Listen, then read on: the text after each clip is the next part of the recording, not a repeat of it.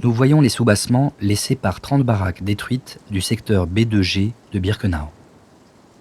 Ce sont celles du Effektenlager, le camp des biens, dénommé Canada. Le terme de Canada est une invention des détenus pour désigner un pays qui regorge de richesses. Les richesses sont celles apportées par les convois de juifs de toute l'Europe, confisqués à la rampe d'arrivée. Les quantités sont considérables parce que le nombre de déportés est considérable. Les quantités sont considérables parce que les déportés ont cru aux consignes proférées par les nazis et leurs collaborateurs locaux. En vue de leur réinstallation ailleurs, il leur a été recommandé de partir avec argent et valeur. À l'arrivée, ils devaient laisser leurs bagages sur le quai. Les détenus enrayés appartenant au Commando Canada ramassent ces affaires et les amènent au Effektenlager, au camp des biens.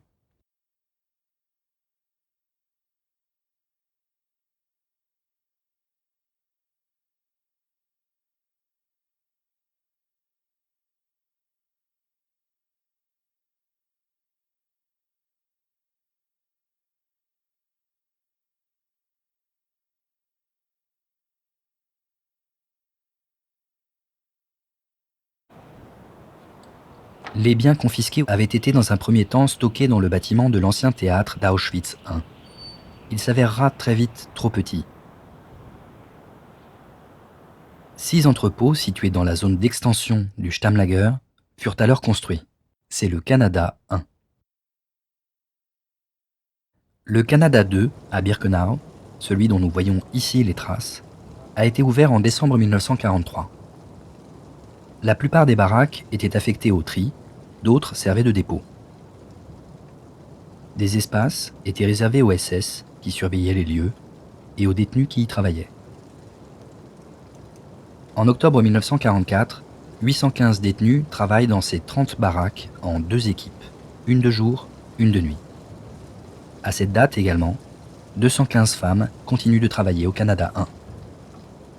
Le Canada était un des très très bons commandos de Birkenau. D'abord, parce qu'on y travaillait à l'abri. Ensuite, parce que les femmes et les hommes pouvaient, clandestinement, changer leurs vêtements. Ils pouvaient, toujours clandestinement, manger un peu de nourriture apportée par les détenus. Et ils pouvaient aussi, comme on disait dans la langue du camp, organiser, c'est-à-dire soustraire des objets de valeur, argent ou pierres précieuses, des vêtements, comme des sous-vêtements pour femmes, des lainages ou des chaussures.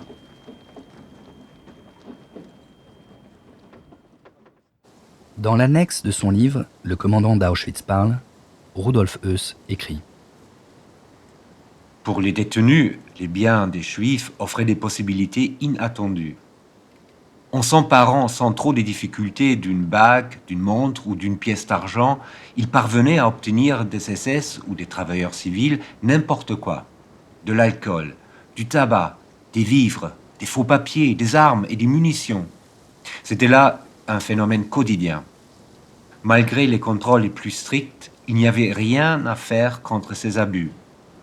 Même des condamnations à mort et de lourdes peines de prison n'exerçaient pas un effet suffisant. Mais la majeure partie de ces biens furent recyclés au profit de l'État nazi. Bijoux, métaux précieux et devises furent versés sur un compte ouvert par la WVHA, c'est-à-dire la branche en charge de l'exploitation économique des camps, à la Reichsbank. Les autres biens personnels, vêtements, objets de toilette, chaussures, furent envoyés à destination du Reich pour des populations déplacées ou des garnisons SS.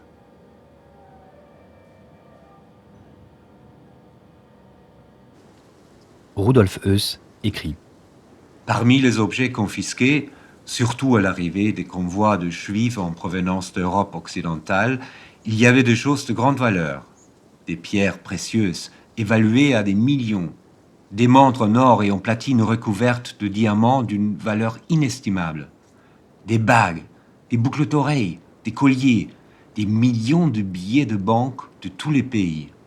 Les valeurs triées étaient emballées dans des coffres et expédiées en camion à Berlin, où elles étaient dirigées sur la Reichsbank. Les montres ordinaires étaient expédiées par milliers à Sachsenhausen.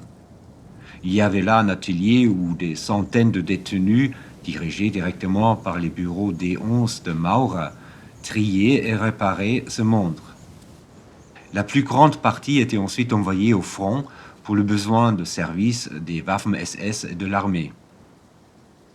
Les cheveux coupés des femmes étaient dirigés vers une entreprise commerciale en Bavière, qui les utilisait pour les besoins de l'armement.